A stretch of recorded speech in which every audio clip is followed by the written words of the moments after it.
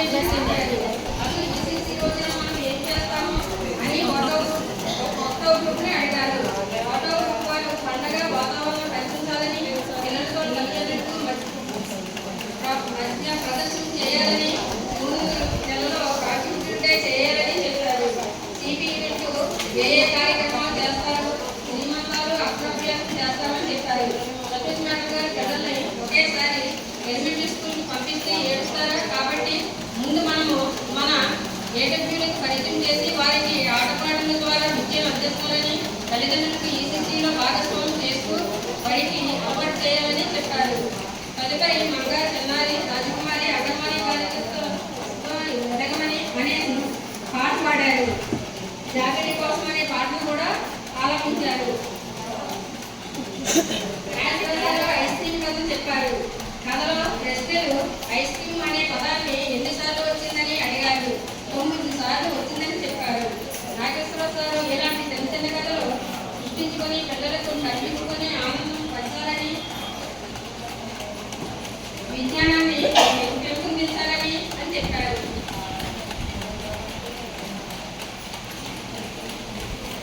Keshava sir అక్షరాల కోసం చెప్పారు. ప్రాణాక్షరాలు, మహాప్రాణాక్షరాల గురించి చెప్పడం జరిగింది. 10 మందికి చెప్పాలని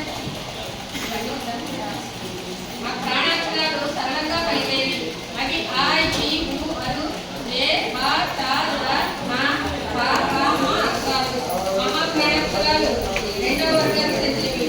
ఆ, ఈ, ఊ, ఏ, ఐ, సి, కా, గా, ఠా, టా, పా, పా అక్షరాలు గురించి 10 మందికి చెప్పాలని, తెలుగులో మాత్రమే చెప్పాలని చెబుతూ అగమాని కార్యకర్తలు శ్రీదేవి ఏ అక్షరాలు తయారు చేసి చెప్పిందో అవన్నీ మనకు చెప్పారు.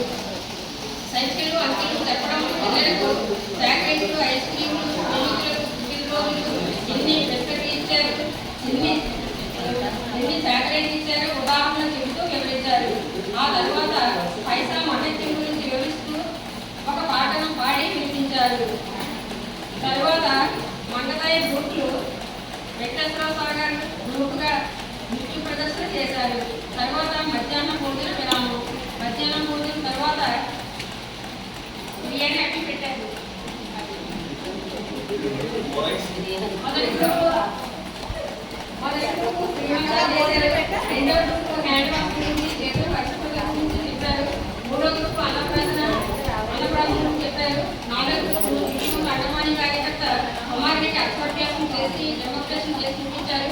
5వ group graduation Jhansi Lakshmi group వివేంద్రాలు అంగన్వాడీ టీచర్లు కొత్తపాలెం వెంకయ్యమ్మ నిర్వహించారు.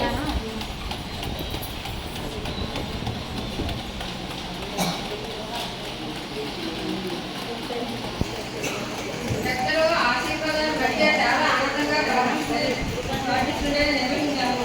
6వ గ్రూపు గుడ్ ప్రాక్టీస్ గురించి వివరిస్తూ సమాజంలో చేసి చిన్నపిల్లలతో సహా జరిగే అన్యాయం గురించి, ఆడపిల్లలు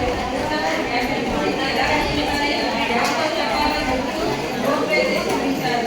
5 గంటల 30 నిమిషాలకు ఎంపీఓ గారు ఈసీసీ భవనంలో ముఖ్యంగా ప్రజలకు తల్లిదండ్రులకు భాగస్వామ్యం చేయాలని చెప్పారు. ప్రతి మాట గ్రామం ఉంటే విజయం